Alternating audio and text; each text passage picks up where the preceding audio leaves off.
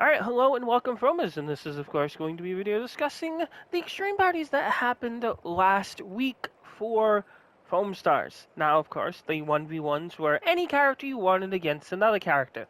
Unfortunately, it seems like the player pools weren't as deep as I thought, as I basically faced maybe like 6 people.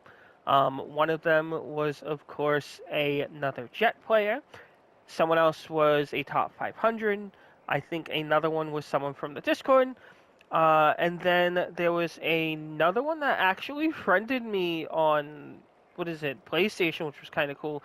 And then the last was, of course, a Melty that kept jumping off the map.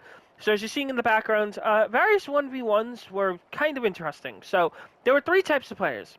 One type of player was very aggressive and would, jump at the opportunity to try and go 1v1. And maybe if they got themselves chilled, it doesn't really matter. It's all for fun. The second type of player was the sweat, or the person that wanted to make sure that they got the only chill in the entire game. So they basically went back and forth, and there was one game where I was Penny on a fountain map, and I literally sat there for 5 minutes roaming the entire ground until the SOA decided to jump into me and kill me. And that was the only chill of the entire game in overtime.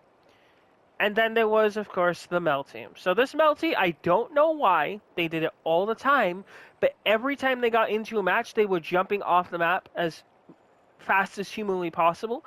And because there is a barrier around them that makes it so they can't get damaged as they spawn, that means they could not get damaged before they jumped into the water and, chilled themselves. So very, very weird. The Extreme Party, again, I wish there was a lot more players, but I personally had a good time with it. This was also the first time that Extreme Parties did get rerun, as previously in the first season, there was an Extreme Party every different weekend. So, of course, there was the parties with the Melty. There was, of course, the party with, I think it was the Invisible Party. Then there was the party where it was just, whatever different maps there were.